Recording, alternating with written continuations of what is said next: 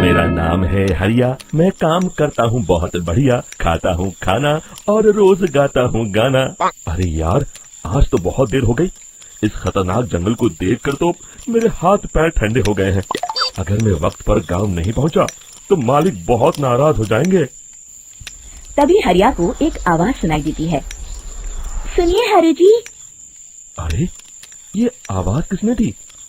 तभी हरिया को सामने कुछ दूर एक औरत खड़ी दिखाई देती है। अरे भाई, ये औरत अकेली इतनी रात को इस जंगल में क्या कर रही है? चलकर पूछना पड़ेगा। फिर हरिया अपनी बैलगाड़ी उस औरत के सामने लाकर रोक देता है और उससे पूछता है। अरे सुनिए, आप इतनी रात को इस खतरनाक जंगल में अकेली क्या कर रही हैं? तभी वो औरत मीठी आवाज में कहती है। अरे हरु जी, आप आ गए।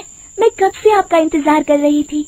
वैसे तो यहाँ से काफी लोग गुजर चुके हैं, लेकिन मैं खास आपका इंतजार कर रही थी।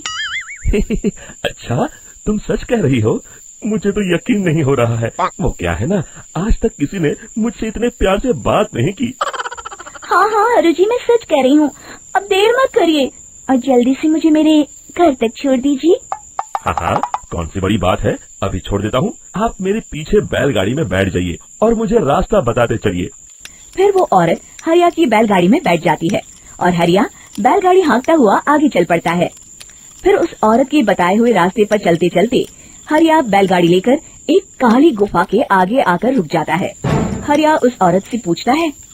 हाँ देवी जी, आपका घर कहाँ है? यहाँ तो एक गुफा के अलावा और कुछ नहीं है। तभी अचानक वो औरत हवा में उड़ने लगती है।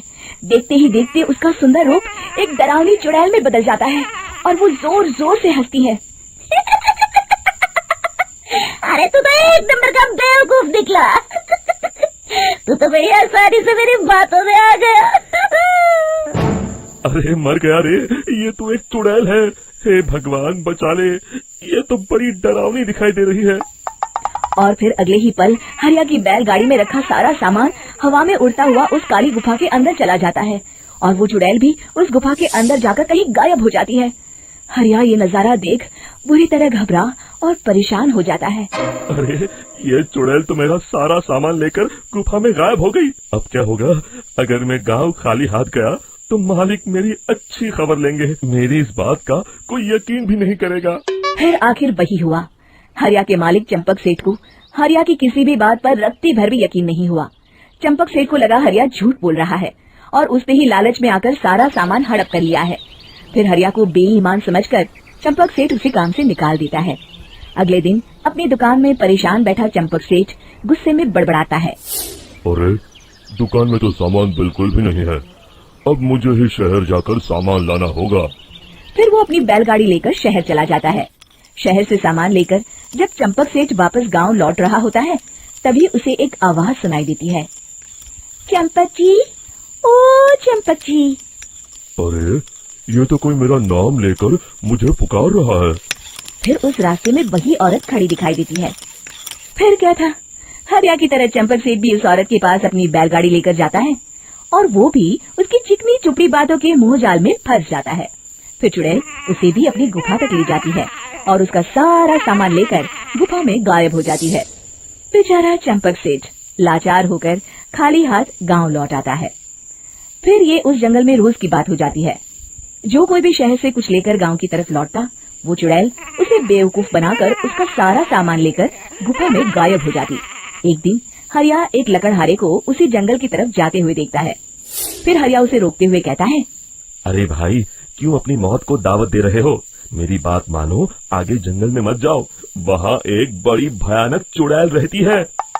लकड़हारा हरिया की बातों को नजरअंदाज करते हुए कहता है। अरे भाई, मुझे पहले ही बहुत देर हो चुकी है। मुझे जाने दो भाई। शाम तक लकड़ियाँ काट कर शहर के बाजार में बेचना है।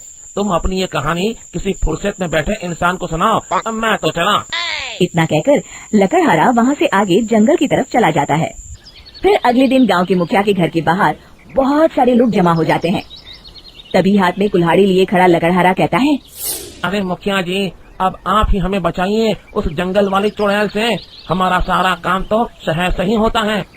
अरे मुखिया जी, उस चुड़ैल की वजह से तो मैं पूरी तरह बर्बाद हो गया हूँ। हम सबको मिलकर उस चुड़ैल का कोई इलाज करना पड़ेगा। तभी भीड़ में खड़ा वीरा कहता है, आप लोग चिंता मत करिए, कल से वो चुड़ैल किसी को नहीं लूट पाएगी। मेरे पास एक बहुत अच्छी तरकीब है। तभी चंपक सेठ उसका मजाक उड़ाते हुए कहता है, अरे तेरा नाम वीरा है तो क्या हुआ, तूने अभी उस चुड़ैल को देखा नहीं है, जाकर अपना काम कर, बड़ा आया। तब मुखिया जी कहते हैं, नहीं नहीं चंपक सेठ, मुझे लगता है हमें इस लड़के को एक मौका देना चाहिए। फिर सभी गांव वाले मुखिया जी की बातों से सहमत हो जाते हैं और वीरा शाम को एक बैलगाड़ी में कुछ सामान लादकर उस जंगल की ओर चल देता है। वीरा, ओ वीरा, कहाँ जा रहा है? तभी वीरा मुड़ के देखता है, वही चुड़ैल एक औरत के रूप में खड़ी है। अरे बहन जी, मैं आपको ही ढूंढ रहा था। देखिए मैं आपके लिए क्या लाया हूँ। है? अरे वाह, तो खुद मेरे लिए इतना सामान लाया है। तू ही अकेला गांव में समझदार है। जरा देखो, मैं भी खोल के, बड़े भूख लगी है। जैसे ही चुड़ैल उस सामान पर से कपड़ा हटाती है, एक भगवान शिव की तेज रोशनी उसके अंदर मूर्ति से निकलती है और चुड़ैल अपने असली रूप में आकर जलने लगती है। अरे मैं जल रही हूँ, बचाओ, बचाओ, ओम नमः शिवाय, मर गई मैं। देखते ही देखते वो चुड़ैल राख के साथ उड़ जाती है और सभी गांव वाले भी वहां जाते हैं। शिक्षा बुराई पे सदा अच्छाई की ही जीत होती है।